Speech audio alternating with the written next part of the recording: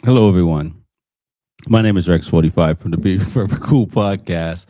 I won't say I'm jet lagged, but definitely been doing a lot of driving since coming back from VIR. So bear with me. We're gonna have some fun tonight. I do have the crew get everything set up.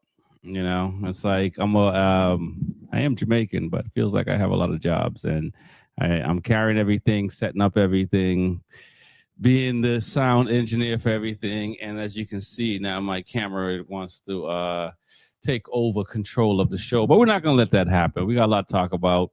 We're going to talk about some track stuff, club racing stuff. So definitely stick around till the end of the show and find out if and find out what's going on with the track stuff. If you're interested in getting into track racing, if you've been doing some track days and you're in the fast group and you're looking to kind of move on or question whether you should move on, stick around in the show and find out if club racing is for you. Chances are, if you're listening to the show already, you already know what it is. Um, with that said, I want to thank all the subscribers, all the listeners, all the folks commenting. Got the guys, on the platforms responding and talking it up. And there are a lot of folks who are just discovering the Be Forever Cool show right now, and they're excited to have a platform that's talking motorcycle racing. So it's all good. What's coming from Be Forever Cool, and you guys are out here are making it even easier because it's been all love, and especially even this last round of VIR, it's pretty cool. What I'm hearing from the fans and stuff like that. So really appreciate it. But go to beforevercool.com and check us out. Check out what we do. If you want to see all the episodes, that's the best place to find out how to listen to us, whether on Amazon or Spotify or Apple or iHeartRadio, YouTube. We're all on all the platforms and stuff like that, keeping you guys engaged. So definitely go to beforevercool.com for that. We got a couple affiliates. We got some new affiliates we're going to be talking pretty soon about. Can't wait to drop that. I don't have enough time to get what I need done. So we'll already be talking about it. But I have the merchandise. I'm going to test it. I can't wait to talk about it. So definitely check out our affiliates. But the ones that are helping us right now, Woodcraft. Go to Woodcraft website. I believe it's Woodcraft Technology, but just scan the QR code or Google them and check out Woodcraft. Mention Rexy. Get yourself a free T-shirt if you spend over $100 and get that Woodcraft merch. It's always cool to have. And I've been using Woodcraft since I've been racing in 2013. I love their product. I got their tire warmers. I got their clip-ons. I got their rear set. I got Hindle exhaust. I got armor body. You know what I'm saying? Unless they don't make it for a bike, I have Woodcraft, and the products do work. And especially if you go down, they're easy enough to replace. You don't have to replace all of your rear sets and stuff like that. And most times, most people in the garage, they may have spare parts as well. So Woodcraft is the way to go. If you're trying to get that sticky grip, check out Mark 10 Motorsports, Pirelli tires.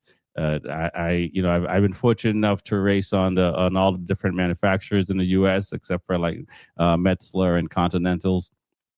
And I gotta say that the Pirellis are by far my favorite tires. Mention Be Forever Cool, save 10% off your tires. Slick tires, that is, no street tires, but you get to save some money. And again, if you got the big bikes, saving that 10% goes a long way, especially if you're chasing them tents. With that said, let's get into the show and talk to the gang and see what's up. So, let's go in order as we always do. TJ, man, welcome to the show. How you doing? You look like you're ready. You're probably more rested than I am. Yeah, man. Not much really rested because I got a lot of moving going on, but can't complain. Did watch a lot of racing this weekend, and it was a lot of fun. A lot of craziness happened, so I'm super excited to talk about it. But I can say that is our summer is pretty much over up here in the Northeast. Our heat wave is past. Now it's starting to cool down, so Don't say enjoying the that. weather while it lasts. I mean, that's what it is. That's what it is. It's So, August 17th, my brother. Come on. Over. man, from I like the 70s, 80s. So that's where it is now, but it's going down.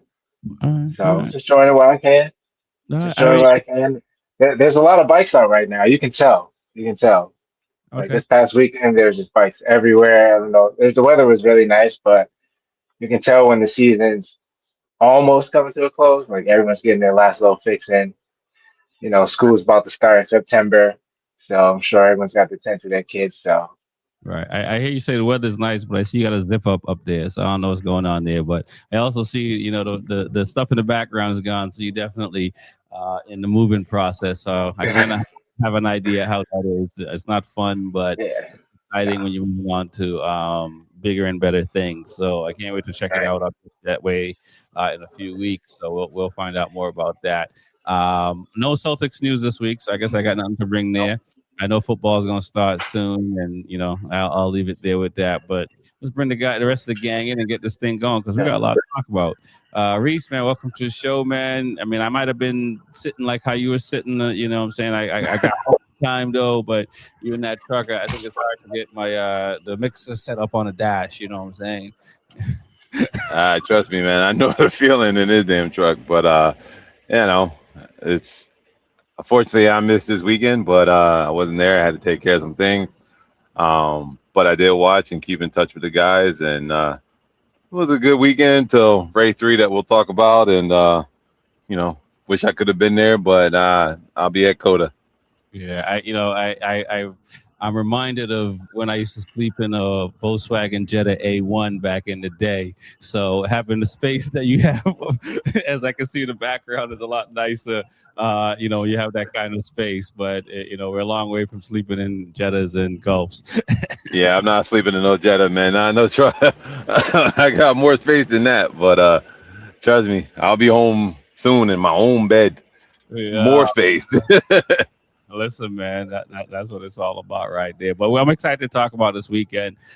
We do have a lot to cover because, Motor America is pretty dope. And I'll leave it at that until we all get on the screen. Lewis, man, welcome to the show. How you doing, man? It's good to see you at Coda. I mean, at VIR. Yeah, man, it's good to see hang out with you a little bit of VIR, do our live cast. Seems like we had quite a few people tuning in and watching us do like the early broadcast.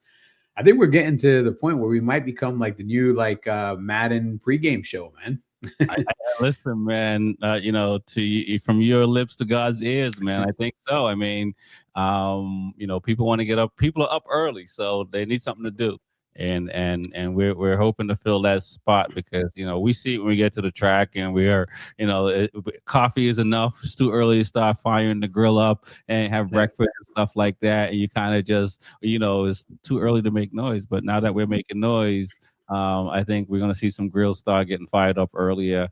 And I mean, hopefully, next season or the end of the season, we're gonna have a real pregame that can rival the likes of the Patriots or the Buffalo Bills up that way. Yeah, no, I think it's so far it seems to be going good. I got a lot of positive feedback online from just people reaching out saying that they tuned in and some of the predictions that we made actually came through. A lot of the things that we said actually happened. So they were like, it's everybody that's in the sport likes to talk about it, but when they hear other people talking about it, and then they can kind of align, like, oh, they said that this person's having a rough weekend, and then they see them having a rough weekend, and we say somebody else is saying they're feeling really good on the bike, and then they go out there and they perform. We said that Hank could wrap it up this weekend. I don't think anybody else was saying that. Right. And then Hank wrapped it up this weekend, and just Bobby was having a really good Friday practice.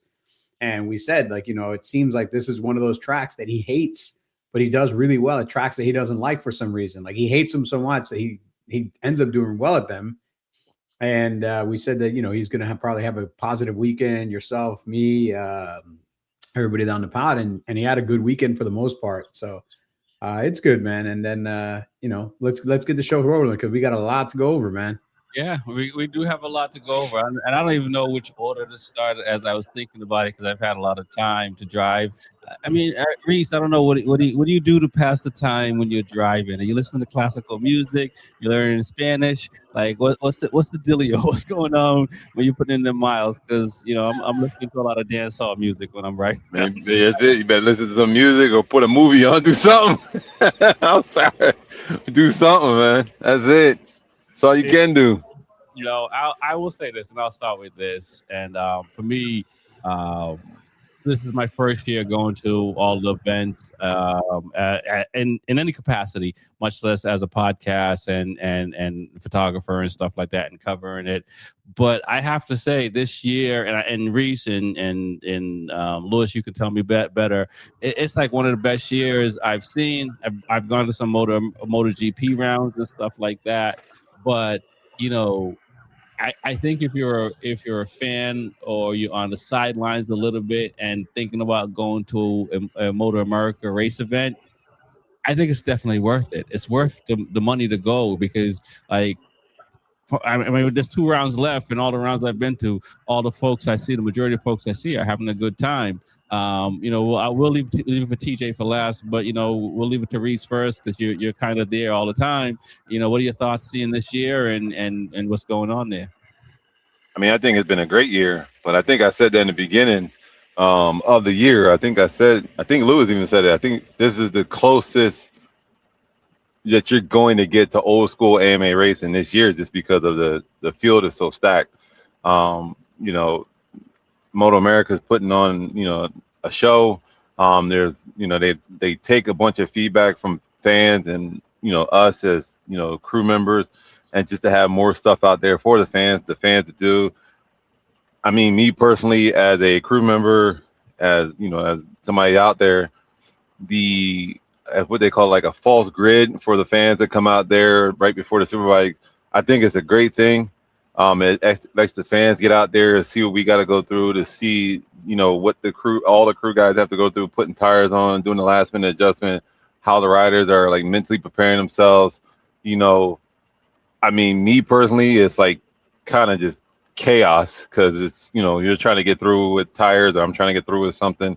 It's just chaos for us, but it's actually great for the fans. Right. It's real easy to lose an Allen wrench, bro. Yo, what? Trying to do something, trying to run through fans with a bunch of hot tires, trying to get them on the bikes quick. It's like, yo, move. It's a pain. Yeah. But no, it is pretty dope to see, and I did take that in this weekend. Lewis, man, what are your thoughts on that? On just the way MotoAmerica is moving. I kind of may have spoke to some people, so we kind of may be saying something nice right now, just to kind of maybe get you squared away. But we're just doing it because we love motorcycles. Yeah, I'm not going to say anything nice about them. I will say this: MotoAmerica has made some good choices that have helped lay the groundwork for where we're at now. I think there's still a long way to go. I think there's still a lot of opportunities to make this even better. But I think the biggest thing in the last couple of years that has changed is the influx of teams that have the right funding. Teams like Orange Cat coming into this sport originally just as a stock 1000 bike, and now as a full superbike team with the right funding, able to field really competitive bikes, really competitive team, and they're every weekend. Somebody like the Ray Hall Racing team coming in, another big team that has money, that has the opportunity to put like really competitive bikes and really competitive riders out there. So, if you think about the previous couple of years, it was, for years, it was just M4 and Attack. And unfortunately, Suzuki had nothing for the Yamaha. So the Yamaha was just dominating the championship for a very long time. And then we had Warhorse come in, and Warhorse kind of started to be that disruptor and push a little bit on the Yamahas and make them a little bit, actually have to win the championships. And then even themselves, they won some championships in Super Sport and Superbike. And then we had Ray Hall come in. And originally Ray Hall just kind of like paced themselves. They went into Super Sport. They raced there for a couple of years. This year they have a really strong Super Sport team, as well as now they have a Superbike. and they're able to be competitive as well. And then Orange Cat was the last piece. So now we went from what was really a 2-team series to like a 5 or 6 team series. M4 is still struggling, and it's nothing to do with M4. The people at M4 put everything they can into being competitive every weekend. Richie Escalante is like one of the best riders out there. I mean, he's got a limitation, and it's the equipment that he's on. But he still puts on a great show. He's still up there. He's still competitive when he can be competitive. And that's what really has made this sport exciting again, is we have really strong super sport team. We have really strong superbike team.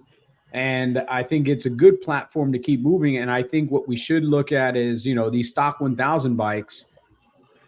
What can we do to get these stock 1000 bikes to be super bikes and just make it a full superbike grid? Because having like 6 people racing the stock 1000 race within the superbike race, it really is not doing anything for anybody. Those guys aren't winning any money or any significant money, but they're putting in just as much time and effort to go to all the rounds. Mm-hmm. So maybe let's find some funding and get those guys all on superbikes and now have a 20 superbike grid instead of having like a 15 superbike grid and like, a 6 stock 1000 grid or a 7 stock 1000 grid. But the direction's good. I mean, if you look at the attendance, for the most part, it's been up. A couple of places have had record attendances. And I think there still needs to be some tweaking, man. Like this weekend, if I can give you one complaint about this weekend, is these triple header weekends have a positive and a negative. And we'll go over it at the end of the show. But triple header weekends are a double-edged sword, man. No doubt. And this is one of them that it really kind of showed. TJ, man, you know what I'm saying? You're a fan. I'm a fan. What are your thoughts? You've been following these guys for a while now. I know you're a huge fan of Heron and Hayes and these guys. So, what are your thoughts? I mean, we've been doing this podcast now for a little bit. So, you also have some, for lack of a better word, professional experience as well. What's good, man? No, I mean, I think MotoAmerica has been doing great. When I first started watching, they didn't have the baggers. So there's still a lot of riders out there like, Josh Herron and Kyle Wyman, all those guys who are kind of on the rider side taking the charge to help promote the sport, is, like doing whatever they can. There's a lot of good riders out there that we see coming from all other other teams like, Ducati, like Lawrence Baz coming from overseas and stuff like that. So it's good to see these riders coming from other series. But on the other end, I think that MotoAmerica also keeps the fans in a way active. Mm-hmm. So like if you are there as person, like you get to walk around and actually see the riders and communicate with a lot of motorcycle enthusiasts. And even watching on the TV side, they have Mike on the mic, who keeps you pretty busy and entertained. So it's entertaining. I feel like it's improving a little bit as far as being a fan. Kind of makes you want to go. And as far as being there, when I went to Jersey, like on outside of the track, you can participate in renting bikes and ride with coaches and stuff like that to see if you want to purchase another motorcycle. So you can be so active there. And plus you can watch the best riders. So I think they've been improving. I like the direction that it's going, and yeah, just hope it gets a lot better, obviously. Yeah, no, I agree, and I think it will. And I think like the last. I mean, I think this year has been exciting for me to navigate and work and stuff like that. But as far as a fan, definitely. And so let's talk about this. This weekend. I mean, we'll talk about Super Sport first, and then we'll go into Superbike. I mean, weather played a big part, guys. Between the rain and the heat, pretty wild to see. We've been saying, Heron, it's his championship to lose. What you guys saw happen, is that what you were hoping to see, or can you believe what happened? I mean, Heron was the one to crack under pressure, and he should be the steward of this thing and not crack under pressure and really push it Bender. But it seems like, Bender got a little bit more for Herring than maybe we had thought, or maybe we already know. What are your thoughts, TJ, on the Super Sport, race 1, race 2? I mean, race one, let's see. Man, that boy Bender, he's good. That dude's good, man. To not have been to most of these tracks and perform how he does, and Virginia is such a tight track, and just to get it done in the first race, it just shows how good he is. But Josh Herron, man, I mean, he spoke on it. He wanted help. He wanted someone to jump in the mix. He wanted someone to help him try to take down Bender, quote unquote. Mm-hmm. But it kind of bit him in the ass in the first race. Like here you got Josh Hayes in the mix. Battling with all three of them, them two, and he ended up having to hustle towards the end of the race and cause a mistake on himself. And that's kind of not what he asked for. He wanted to have them and have defense so he can kind of have an easier ride. But he made a mistake. So race one bit him, and I think that's a race that he should have won because he needs to beat Darren Bender. Mm-hmm. You know, race two is a whole different story. Yeah, the I weather. mean, the weather bit him, and your choice of tires and everything was a big part. And I think how humid it was down there. I mean, who knows how fast the track is going to dry out, but it seems to dry out really fast, even though it was wet when riders got on there. But the choice seemed to be slicks. And Josh Herron made the mistake. I don't know if they took a little while to get his tires on, but for him not to enter the pit until, he couldn't start until He hit the start from pit lane. yeah, he had to start from pit lane, and he worked his way all the way up to the front. So he would have had the chance. Same with Darren Bender. He had to start from the back. So, Yep. No. I mean, it was an interesting weekend, and I think he kind of screwed it up with race one. So Right. here it is. They got a couple more races left. It's going to be tight. No, it's definitely going to be tight. What are your thoughts, Reese, on that? I mean, I think, the race two a little bit, but more race one. But it seemed like Hayes and a few people, the only people that had, the Cal Crutchlow or Jack Miller in mind. These, Zarco that says, hey, I'm going to take, well, not Zarco, Bender, Brad Bender, that is, I'm going to take a chance on Slick. What are your thoughts seeing, race one and the mistake that Herron made, but then also let's touch on race two, and we'll go around the horn to talk about Hayes's win in race two. But let's talk about Herron as far as championship. I mean, race one, it just seemed like Darren Bender couldn't put him on a wheel wrong. He was right there the whole time watching it. And I was just like, we all said it in the beginning of the season that this is Josh Herron's year to lose. Unfortunately, you didn't know what Bender had for you. But it's kind of strange that a guy that's never been on these tracks, never been on these tires, can come in and actually do what he's doing. That just shows the type of caliber and rider that this guy is. He's put a lot of time in. He's had practice in at Jersey. He's had practice in at Coda. And I think he had some practice in at Laguna. So he's had a little bit of time, but not as much time as Herron. I just think Herron made a mistake in race one. He could have, but it just wasn't Herron's at that time. It's just not your day. It's just we have those times where it's not your day. Race two, watching the video, Herron did say that he came into when he came into pit row, he kind of hung out there for about 4 seconds, just trying to figure out what he wanted to do, what tires he wanted to go with, because he had an issue from before going to slicks, so he didn't really have the confidence going in the slicks. But I know I haven't always said to anybody. I said to JD on the phone.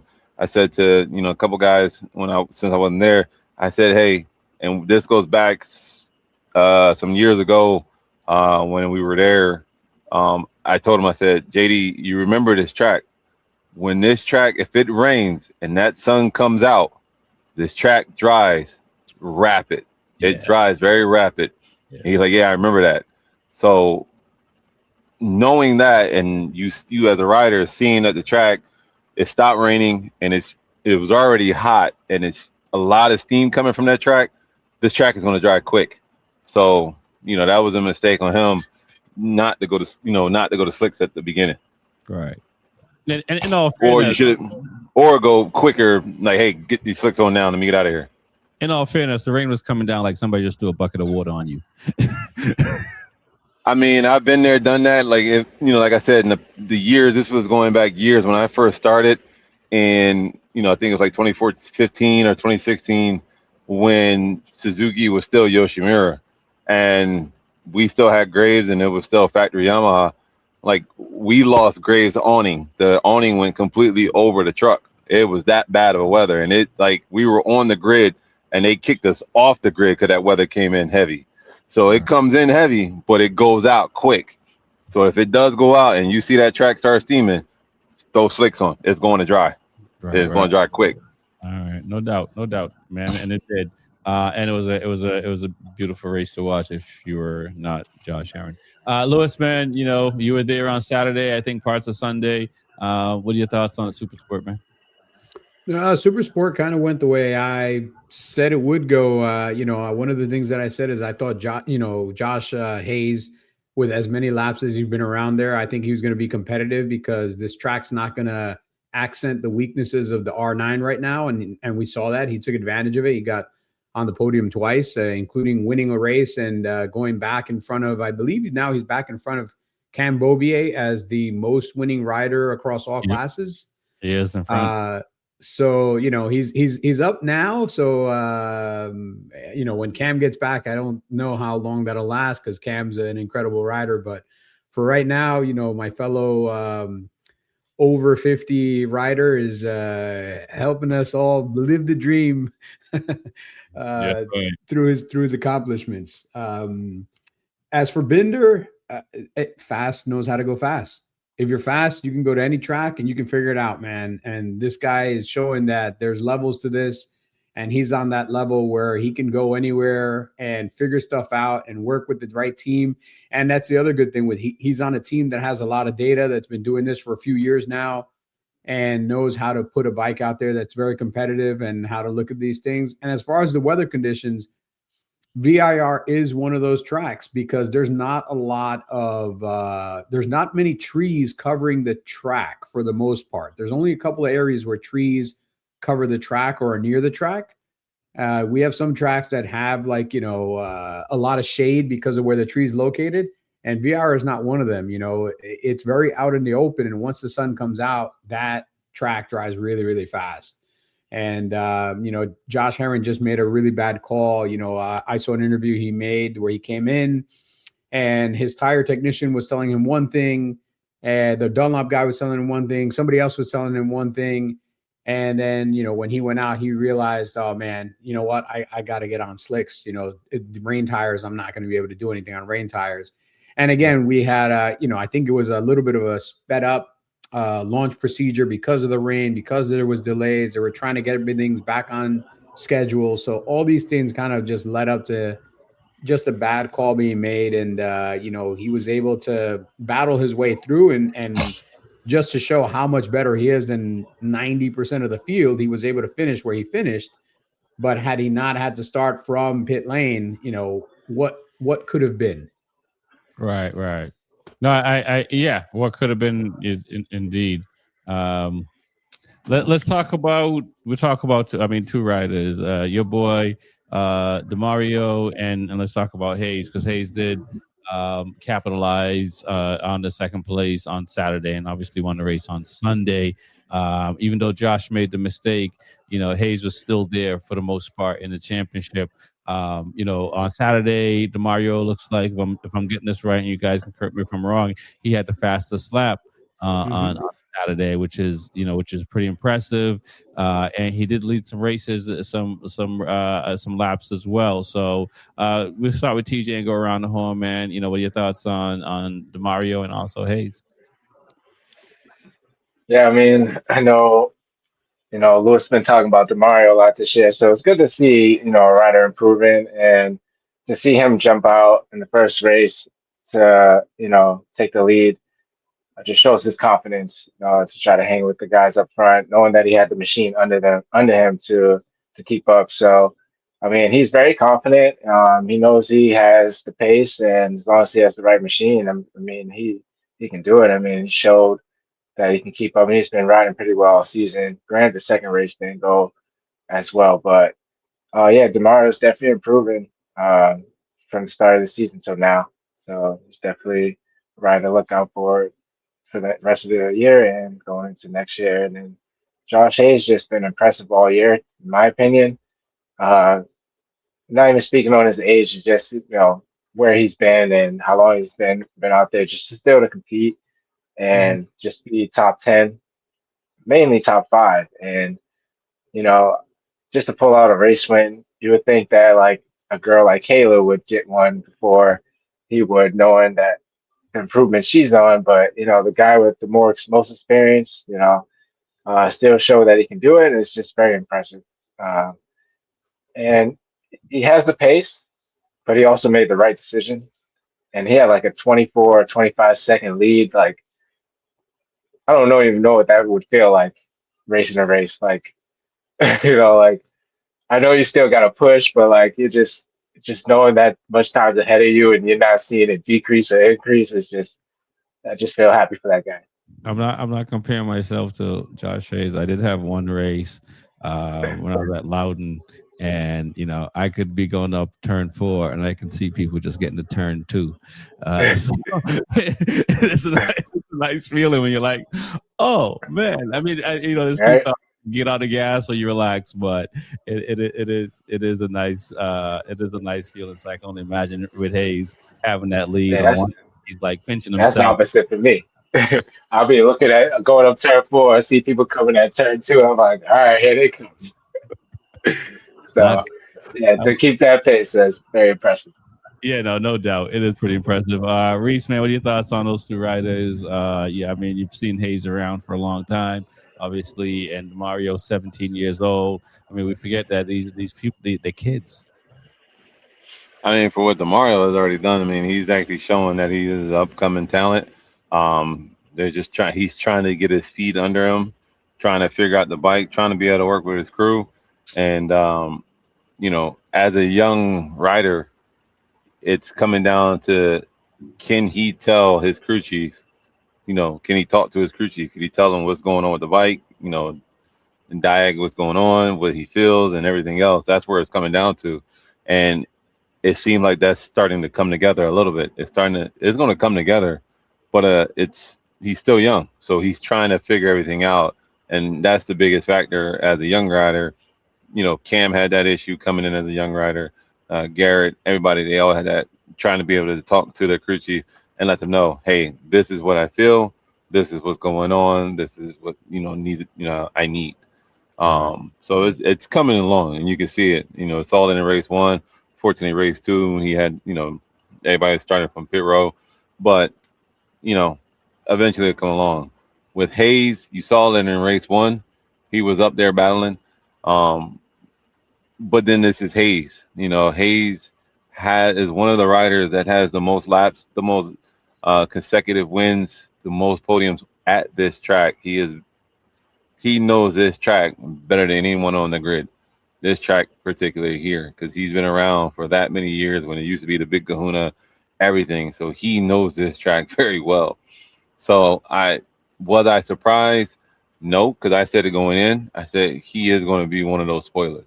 Mhm. He's going to be that person, and sure enough, he did prove it. He showed it during the weather time, and he showed it during the dry. He is that person. So for him to be able to do it, I commend him doing it, and I was glad to see him get up there and still be able to put on a podium and win. So Right. Lewis, man, I mean, it seems like we got a lot of folks on the show that's kind of predicting about the riders, how these events are going to turn out, man. We got to start keeping score or something, or we might be like 5 and have to break up. What's going on? Well, it's funny because I actually talked to both of those riders this week, and I talked to Demario after his impressive showing, and it was crazy because he still has some arm pump issues, And for a young guy, like he's trying to find the right mix and he's trying to find the right setup to kind of relieve his the pressure on his hand. He was telling me that through some of the places where he can kind of be a little bit more relaxed, he's putting more pressure on his left hand because he's trying to avoid right hand pump as much as right arm pump as much as possible.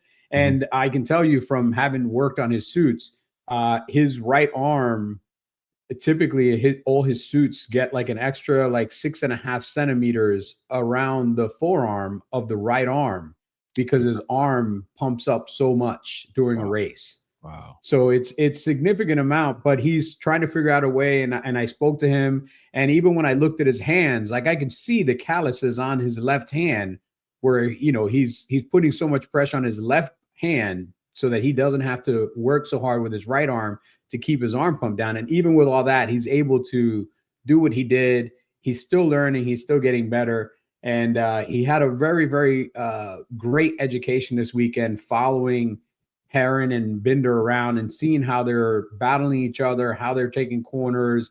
And he was able to stay with them. You know, he was able to record the fastest lap of the race, using them as a reference. And, you know, I've said it, this is his first year in this class.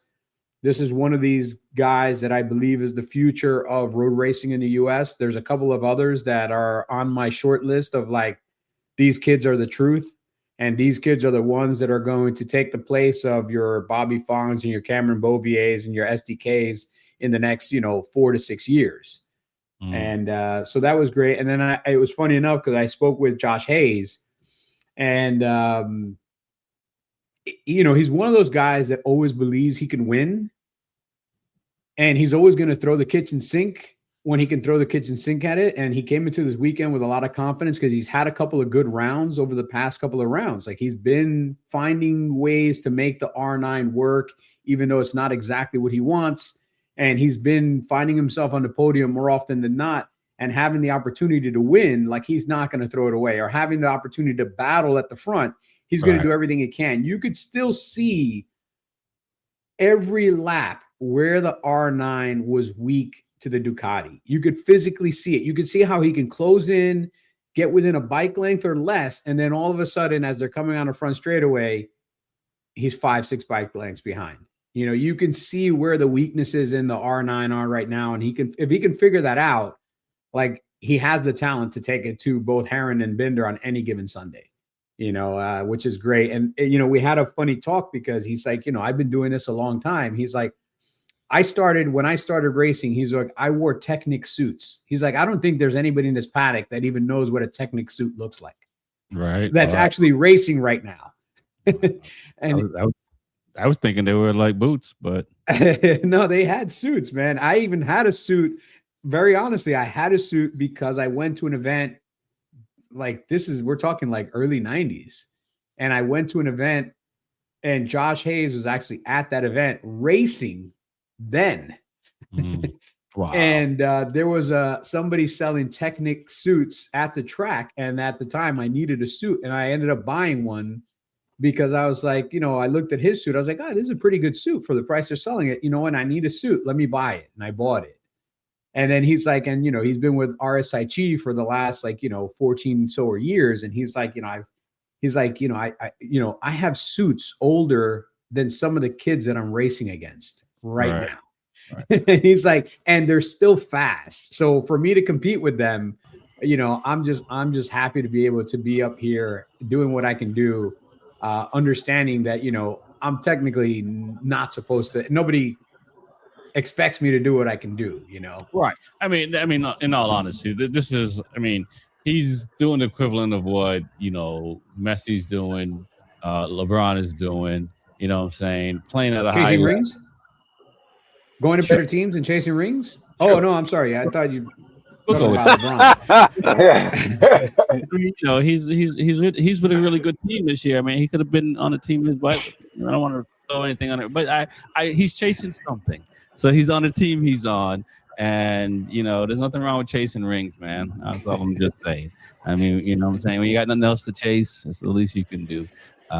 Retire. That's what you can do. He chased that hairline. He's still winning. Well, I mean, that hairline gone.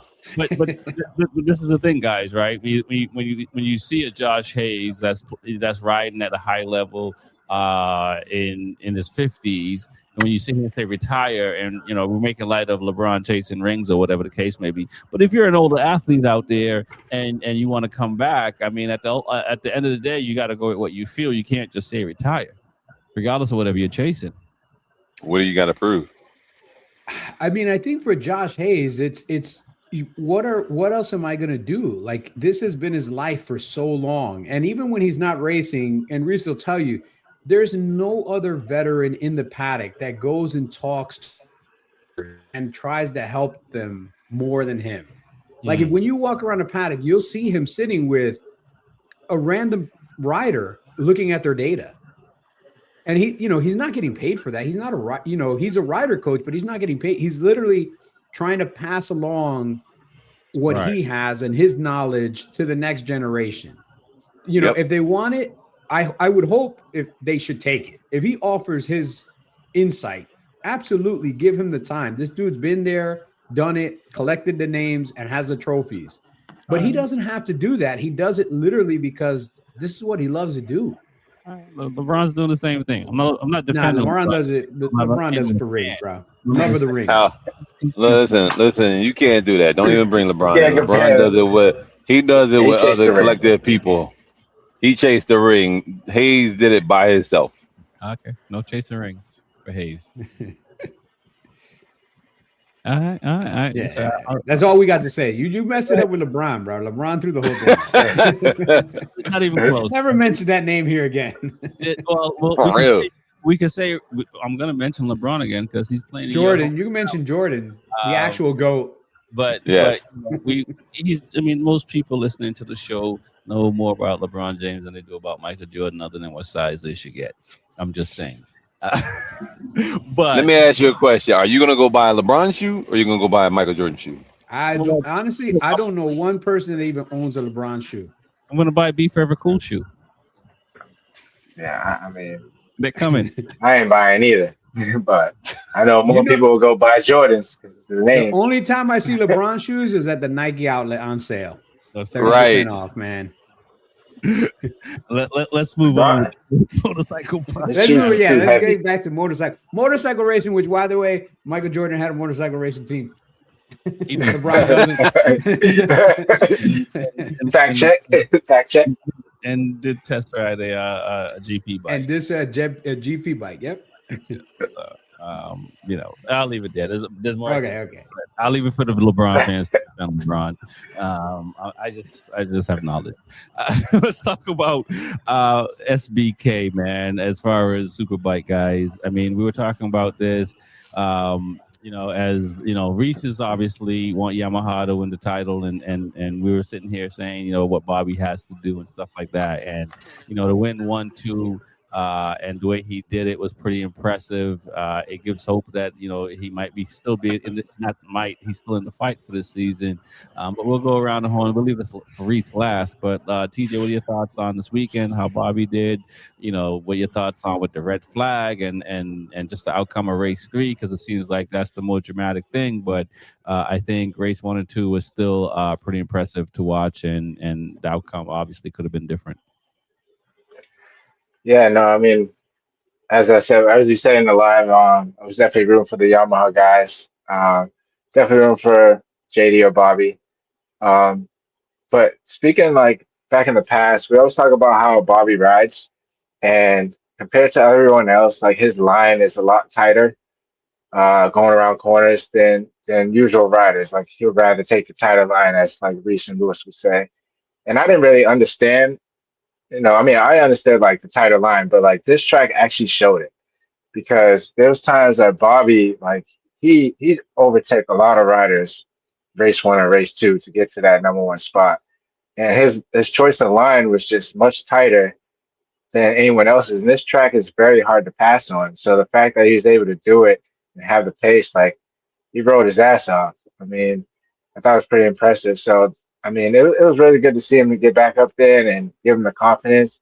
This track really worked for him. And from hearing that this ain't his best track, he kind of hates the place. But, for him to just, I don't want to say come out of nowhere, but to get race 1 and 2, it's definitely a good look and build confidence for the team and himself. I'm sure he could have probably pulled the hat trick, but that third race was a little tricky. I don't know if it was more of a rider fatigue from everybody trying to chase turn 1, knowing they had to just get out front. But yeah, he could have probably had a hat trick. I It's mean, he could have had 3 in a row. red flag fatigue, man. It's a different Yeah. mindset. That is also a little fatigue. Yeah, no doubt. Reese, I mean, you know what I'm saying? You on the inside, you got the bat phone number and stuff like that. How what happened? How did Bobby do this weekend? Especially how the season kind of played out this year. I mean, race 1, race 2, and again, I like TJ said, I think race 3, I think he would have been fighting for the top podium spot as well if it didn't turn out how it turned out. So, is it just he's healthy? Is it you guys? I try to get. We had Dustin on Saturday to fill your shoes. He claims the shoes not red that he had to fill, but we'll leave it for that. What's the secret sauce, man? I mean, honestly, I mean, what Bobby did this weekend, that's the Bobby we all know that he can do. He looked very good this weekend. All weekend, he looked very good. He was very fast. He had the pace. He had the fastest pace overall. You can see it in race 1 and 2. I haven't really talked to the guys to kind of get any, to any insight on what happened in race 3. I know everything is still being processed and digested, and everything's still being downloaded. But it just looked like either, somewhere in that tight turn, it looked like his normal line, something you got touched somewhere, and it could have upset that whole bike and took him out. Because if you look at it, there's a picture of Bobby having a crash, and Bobby's actually in front. So it's kind of weird. So it's one of those weird ones that's just like, what happened. But overall, I think he's done very well this weekend. I mean, we're not far. We're still both guys are still in the hunt. It's still in the hunt. I mean, there's still 125 points up for grabs. I think we're like 30 and 38 points out for the season. So we're still right there in it. Hopefully we're going to Coda. We all know that's Horsepower Alley, and we'll put our best foot forward going this year. Right. No, it's pretty close. And you heard TJ talk about the lines that Bobby take. Is that his vibe just to take tighter turns on a Yamaha, which obviously the Yamaha we know is the kind of bike that likes to do that? Yeah, I mean that's Bobby's lines. He likes to take the corners real tight. He likes to kind of cut the track and take that corner. Here at VIR, I mean VIR is pretty much a one line going through. It's a tight track, tight technical track. So he can kind of use that line, what he was doing, and actually it benefited his riding style. You can actually see it. Where a lot of guys in the bigger tracks, they like to take the whole track up and use the actual corner to keep going to maintain the corner speed. So hopefully, it just was one of those tracks that benefited Bobby. Hopefully coming here, and he did the same thing last year. He did. So knowing coming into this round, this was one of Bobby's tracks. Like you said, he hates it, but it's one of his. The way he rides, this is his riding style, and it works for this track. And we just hope he takes it in Dakota, knows that he's got to do a little tweaks and tunes. I mean, we all got to do our little tweaks and tunes to get it ready, but we'll see what he has. Okay, that's what's up. Lewis, man, what are your thoughts on the Yamaha, Bobby, and what's happening? And I'll leave it there. No, I think the Yamaha has been showing that it's still competitive. We always make fun of it being like, that and the Suzuki being the older statesmen of motorcycles and racing, but they're still competitive. Attack is still putting out a super strong package. This is one of those tracks that really the Yamaha benefits from, because it's a track that requires a lot of movement, a lot of left, right, a lot of corner edge grip, a lot of side of the tire speed. And this is for some reason Bobby takes lines that most other guys avoid because they think it kills their speed, but he uses those lines to his advantage, and then he's still able to go faster than everybody else. On Friday he put in the fastest lap, And then on the second practice on Friday, he was putting in consistently the fastest lap. And then a bunch of guys came in with a few laps left, and they all switched over to softs to try to run a very, very fast lap. And he ended up, I think, in like 6th or 7th overall in the times.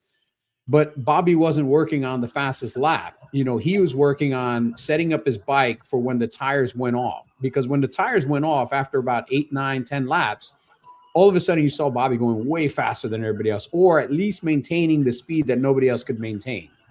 And he did it in race 1. He did it again in race 2. And in race 3, he was doing it again. You know, and before the red flag came out, like he was already starting to set everybody up. It's like, hey, I built my bike to work the best when the tires are at the worst.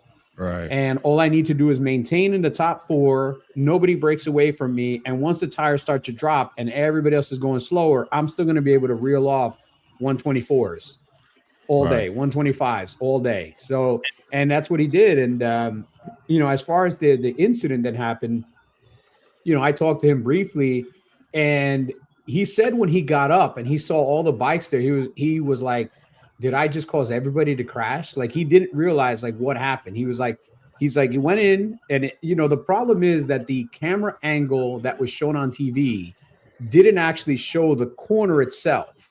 Right. And it didn't show where everybody closed in on each other. And, you know, from his perspective, and again, everybody's got a story. Everybody's going to have, from his perspective, he had already passed and he was in a slot where he was going to be fine. He went in about the same speed and angle that he had gone in before. He was going to try to run the closer line. And while he was leaned over and trying to get into that closer line that he does through turn 1, because if you watched the second half of turn 1, he was really close on the inside to get a really sharp drive out into the next corner. Everybody was going wider. He felt something happened on the bike, and the next thing he knew, he was on the ground. Right. And so he doesn't know if he made contact with somebody or somebody leaned in on him or whatever was the situation. He was on the ground, and then his bike was on the ground. He looked back. He saw SDK's bike was on the ground. And then when he got up, he saw like a bunch of other people on the ground. He's like, oh, man, did I just cause a chain reaction? And then when you actually look at it, he had an incident with SDK, but the other incident that was next to that had nothing to do with him. Matthew kind of slowed down a little bit because he saw what was happening as far as everybody coming in, and Cam P came super hot. He kind of hit Matthew. He caused an incident, and then Ben Smith, because it's required for him to crash one Ducati a weekend, he decided this is the time for me to throw the Ducati in the pitch as well, and he crashed as well. So it was just, you know, pure carnage. I got my Ducati shirt on, man. Yeah, that's all right, man. You're going to have to buy more because they need parts, man, because at the rate they're going, I mean, I saw some demolished Ducatis this weekend. I mean, Baz, they brought his bike back in like a milk crate after that one crash during practice or whatever.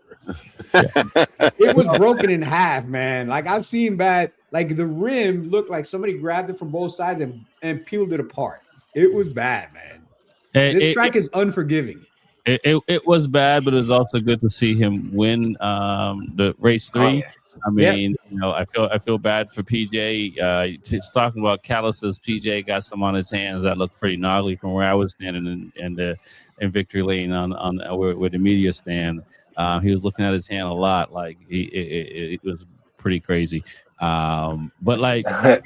For Lars Baz, who for many years, you know, fought in the world championship as far as world SBK on the Ducatis, you know, back in the day, came pretty close, but he was going up against this guy called Jonathan Ray, and so everybody had to take a back seat to that Cowie for 6 years.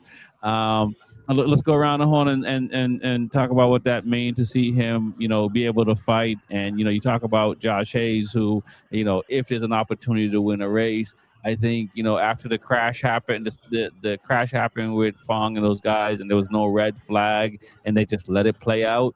I think Loris is just like, this is blood in the water. This is going to be mine. What are your thoughts, TJ, on seeing that?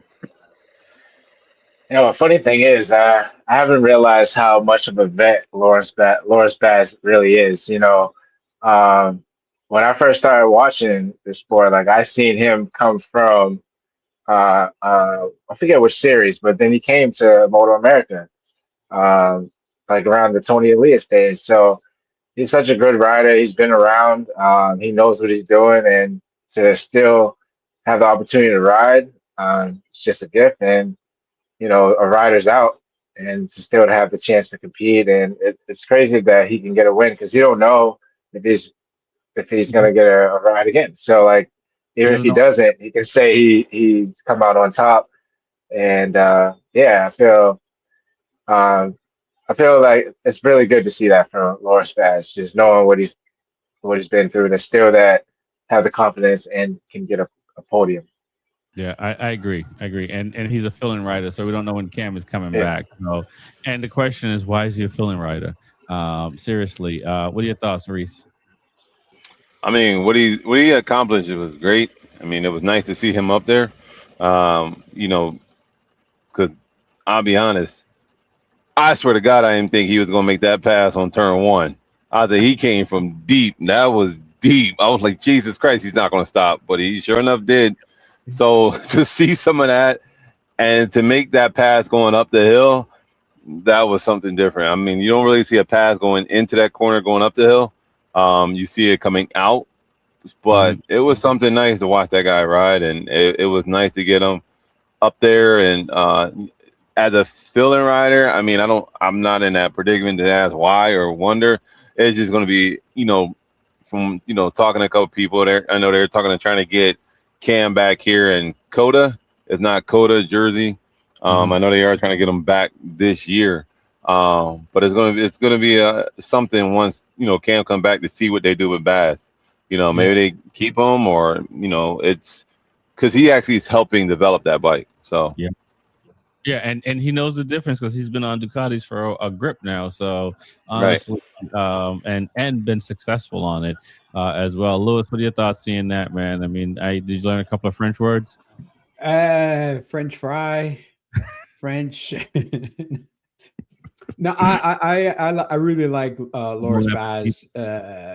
If you've ever met him in the paddock, he's the nicest guy. He's always up to take a picture with somebody, always down to sign an autograph. Like, he's just one of the most approachable people in the paddock, which is, if you look at him, like, I mean, he's in his spot. He's the dude is, I want to say 6'3", man. He looks so tall. Yeah, so.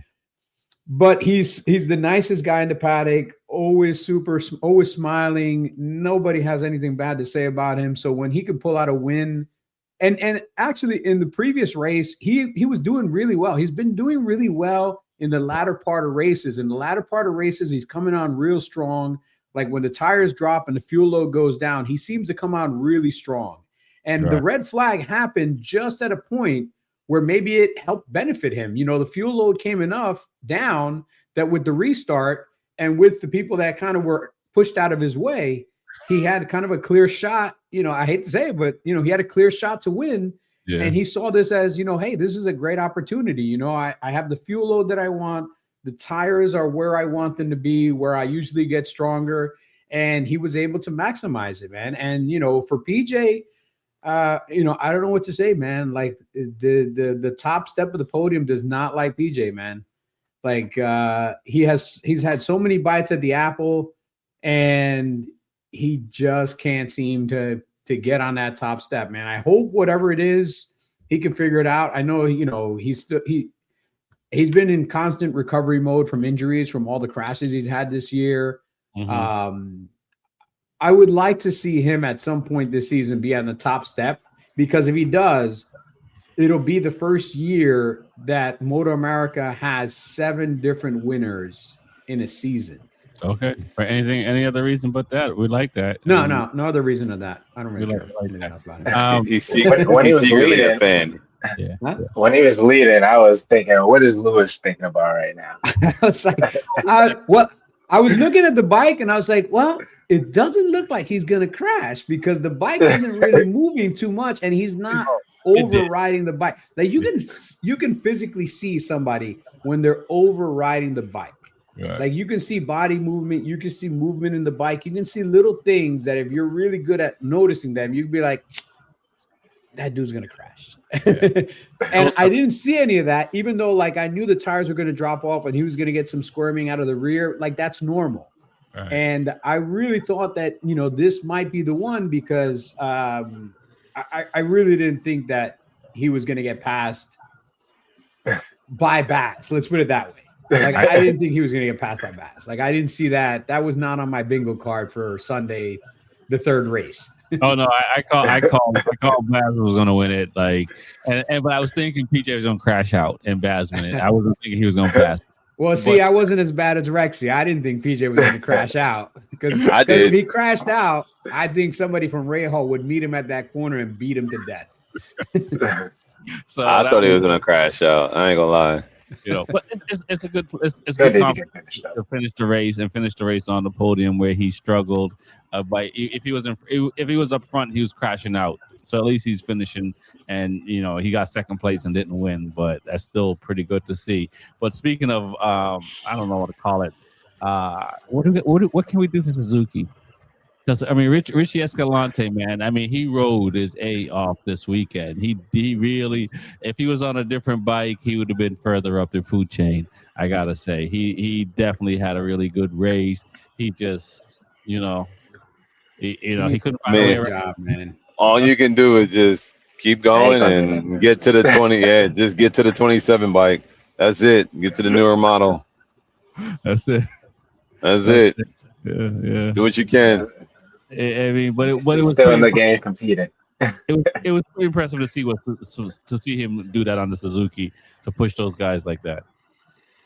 No. But then again, we're at a track that you can do all that on an older bike. We're at that type of track. Reese, don't use facts. I'm gonna use facts. We're at a track because coming to Coda, I don't know where that Suzuki would be. Okay. So okay. What are your thoughts, TJ? You're a Suzuki guy. I mean, it was impressive to see. But you feel it's a one-off. I mean, Richie's a great rider. He's always top 5, win the mix somewhere, top 5, top 10. But you don't hear too much about him as often. But he's definitely riding well, and he rode pretty well this past weekend. But what help can he get? Means I don't know. Just gotta just keep doing what he's doing. I don't see any major performance or any changes. I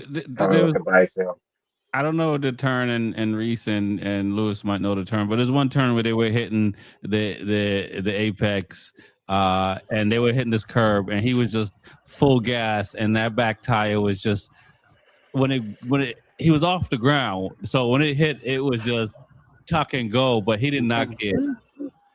I mean, was that at the top of the hill? I was gonna say, I think it's top of the hill. Yeah. He was like bunny hopping that every time, man, just hitting it in airborne and full gas when the tire hit the ground. He was ready to full send.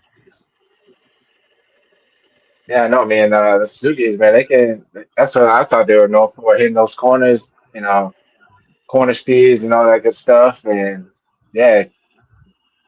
Hopefully he can pull off a podium here sometime for the next 5 races that we have. So a little shake up. Yeah, they're known for hitting the corners, all right. I was gonna say well, in the Twins Cup is a little different story. When they hit those corners on the rumble strip, we pick it up pieces. They lost it, but. It's one thing to smash your screen with your hand versus your helmet. Wow, golly, they need a new bike. Oh man, it's pretty wild to see, guys. You gotta talk to Lewis about that one. Lewis used to be an old Gixxer fan. All right, well, I'm still a Gixxer fan, but I'll be the first one to concede that Richie Escalante needs to go buy some Suzuki decals and put them on a BMW and just go out there and be like, no, this is the new Suzuki, because he's a great, talented rider, and he's doing the best that he can with the tools that he has. But if you have a hammer that has a broken handle and a screwdriver that's stripped, and you have all your tools suck, even the greatest carpenter in the world is not going to build the best house, and he's not going to build it very fast, and that's what he needs, man. He needs tools. And during the off season, I mean, the differences between this year's bike and next year's bike are not going to be anything significant enough to change. M4 is not doing something or not doing enough to move that bike forward. Nobody else is racing a GSXR 1000, so they can't even share the data across multiple teams. I think Richie needs to try to move himself to another team, man, because he's a talented rider, and I feel that he can do so much more with better equipment than what he's doing now. And I love Suzuki. I love everything about them. But, at a certain point, as a talented rider, sometimes you got to take your skills somewhere else, to chase that ring. That's why we get started in the first place. There's nothing wrong with chasing, man. That's not how you do a jumper, Louis. Don't do that. Yeah, I'm baseball. I'm Latino, bro. We play baseball. I'm glad I missed I'm vertically challenged. That's better. We at least gotta send you some videos on how to Reese can show you how to do a follow through. He can't show me how to be 6'5". I'm only 6'4". I'm still saying they can't show me that. If I was born 6'6", I'm gonna be honest with you, I'll be a little closer to the rim, so it kind of helps. There are a lot of tall people that don't play sports, so you know what I'm saying. Just because you're tall doesn't mean that's where you want to end up. I don't understand it myself, but yeah. Oh. If I was 6'5", I definitely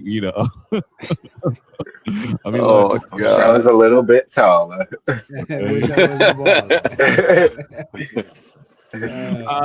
Let's talk about the BMW a little bit before we get out of here. Jason Ewberry was really good, and obviously SDK. It seems like where last year Cam was. Bobby was talking about how much he struggled on the BMW, always trying to kill him every time he tried to go fast. It seems like they've sorted out a lot this year. You got a young kid on the bike, and also you got a seasoned guy on the bike, and they seem to, outside of the race 3, pretty much almost had a pretty good, solid weekend, similar to Yamaha. Attack Yamaha, to be specific. What are your thoughts? What I was saying, BMW's seemed more rider friendly this year compared to the past, where riders seem to say it's trying to kill them, and you just see like the crashes and all that. But for this year, SDK has been riding really well. He's been even riding aggressive. Second race didn't go so well. I mean, he did scrounge up a point, so still had the fight in him. But I think Jason Rube was his first podium of the year, I think. So it was good to see, when one teammate's down, the other teammate's still able to, show something. So when basically SDK putting his foot forward for most of the season, still with him being down the standings for his teammate to step up a little bit. So that was good to see, even though the race was a mess. But racing is racing. You still got to go out there and ride to the end. So it's good to see that they're not struggling like the bike's trying to kill them and stuff like that, but they are improving. Right. And Reese, what does it say for when your teammate comes and support you on the podium? Because SDK did come out and to support Jason in his first podium on the BMW, which was really cool to see. From a fan perspective and the worker bee perspective, it's really good to see. What does that mean for the cohesiveness of a team? I mean, you said it best right there: the cohesiveness, the morale as a team. Confidence builder, knowing that your team and your teammate believes in you, and they support you. So that's a big factor. Anybody knows in any kind of sport, when you have that support and you have that morale as a team, it is tough. So it was nice to see SDK come to support Uribe. I don't know where he came. I don't know where he found it at, but not to be open and not biased, but what Weaver and those guys are doing over there, is,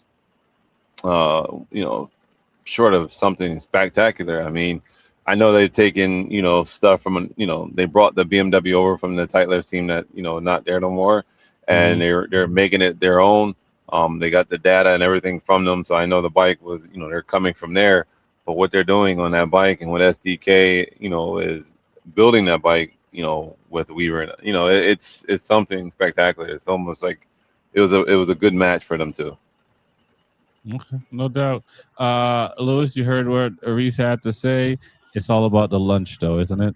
It's the catering, bro. If your catering is that high level, your team's going to be that high level, man. Because I can tell you right now, when Titlers had BMWs, their catering sucked, man. And that pretty much showed me that they weren't invested in winning. But having spent a lot of time with Orange Cat, with the crew, the way that they work is slightly different than some other crews.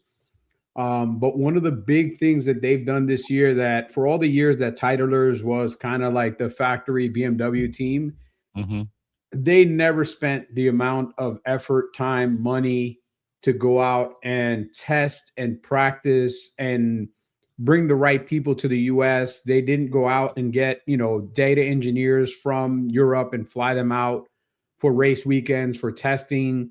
Like, they didn't do a lot of the things that the Orange Cat team is doing, because the Orange Cat team wants to be a competitive team. They went to Superbike with the idea of like, we've won Super Stock Championship or Stock 1000 Championship. We want a Superbike Championship, and we're not going to half-ass it. We're going to come here. We're going to bring the right riders. We're going to hire the right people. We're going to put the right team together, and we're going to invest what we need to invest. And I'll tell you what, man, the proof is in the pudding. You see what they're putting out there. The last couple of years, you've got, SDK was with Top Pro Racing, also on a BMW. He never had this level of success because that team, as good of a team it is, it's limited in resources. And then before that, he was with somebody else, limited in resources and not willing to invest to get to the next step. And now he's in this team where this team is not limited in resources. They're looking to invest. They're looking to win. They're looking to put out a competitive package out there every weekend. And you can see, even when he's down, his teammate did a great job.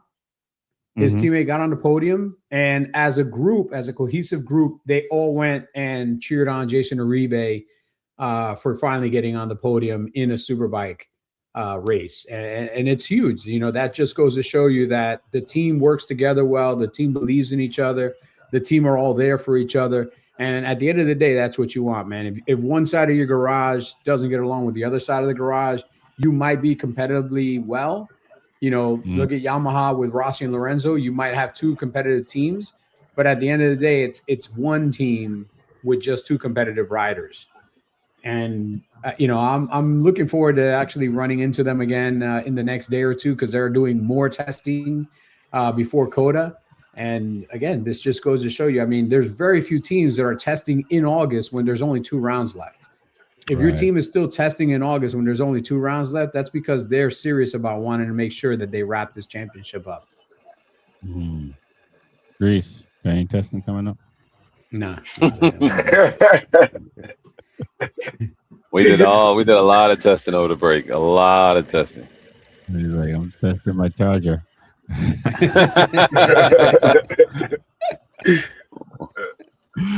10 seconds or less. Well, guys, I want to thank you for coming on tonight. My name is Rex45. It's the Be Forever Cool podcast. I want to thank TJ with 2 Wheels and Coffee, Reese Matak Yamaha, Luis Ortega, the numbers guy. Peace. Peace. Peace.